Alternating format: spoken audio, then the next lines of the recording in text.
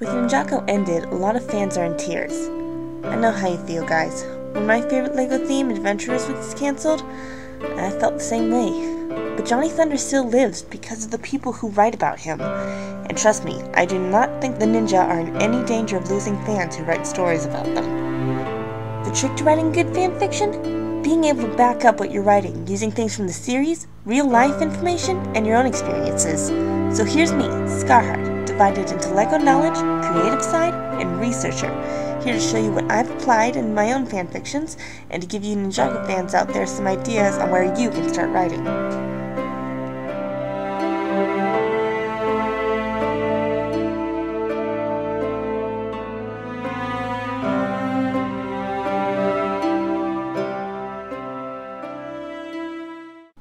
Note, this episode contains spoilers for the prequel series in episode 7 and episode 23.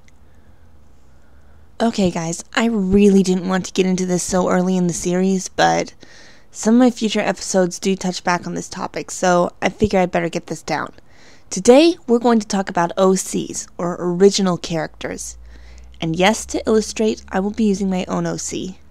Meet Miyuki. I don't use her in fanfictions for a number of reasons, but I do use her in roleplay. So first off, let me give you a few tips on OCs in general. Number 1. Having your OC meet the ninja due to medical needs is way overused. Admittedly, I did do this with Miyuki because it's the easiest way to do it, and making people sick is a strong point for me. But think about this. Kai was a late start to the series. Did he befriend the ninjas due to a medical circumstance? No! He joined because Sensei Wu recruited him and because he could rescue his sister.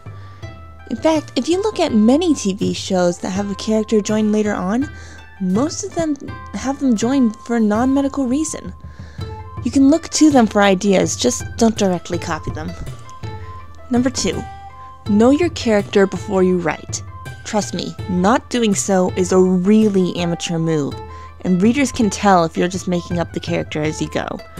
Before adding a character to the story, sit down and write down details about the character, as well as the character's backstory. For example, with Miyuki, I wrote down about her being a priestess in a small village, the reason she left, and a few personality traits, like how she likes quiet activities. Even some of the things you write are never used. It's a good way to keep a grasp on who your character is. If you have to make a few minor changes, fine, but keep changes infrequent. Number 3. It's easy to want your character to be the main event in every story. But as Cole says, the ninjas are a team. This means the others do need times to shine. Yes, your first story will be focused on your OC, and yes, a few stories afterwards that are focused on them is fine, but spread the love. This, unfortunately, brings us to Mary Sue's. For those of you who don't know, a Mary Sue is a character who is so jam-packed with unique or power-making traits that they just start to get ridiculous. For example, Mary Sue could be a half-mermaid orphan princess whose child is going to destroy the world. I would say that's an extreme, but I have actually read a fanfiction with that character. The trick is not to make your character ordinary, but to make him or her balanced with the other ninjas. I mean, heck, look at Zane. He's a ninjoid with amnesia who thinks he's an orphan. But what keeps Zane from being a Mary Sue is that he's balanced. Yes, these traits are there, and yes, they are played upon. But for the most part, Zane shows himself to be an intelligent character who doesn't always understand the norms of people around him. This balances Zane out and makes him a good character. So how do you balance this out? Well, I usually take a character creation method from a roleplay game, but I realize not everyone has the resources or the know-how to do this. So my basic advice, as I said, is to write down the character and their background beforehand. Afterwards, look it over and see how many overly uniquely or overly powered traits the character has. Try to narrow it down to under 3. The more Mary Sue traits you have, the more other traits you should focus on to help balance the character. Let's be honest though, there are some people online who will get mad at any Mary Sue traits. Some even get mad if you focus on a unique trait that doesn't even necessarily make them a Mary Sue. So remember guys, in the end, this is your character. As long as you're doing your best not to overdo him or her, Just take these comments at face value. To wrap this up, let me go over a few things that, while unique, should not be considered Mary Sue material. Number 1, a foreign name. I've seen this happen where a character is accused of having too weird of a name for a human or minifig character, but sometimes the name just turns out to be from another country. To people from that other country, our names sound pretty weird too. Besides, Ninjago uses foreign names as well. Kai, Nia, and Sensei Wu. All are foreign names.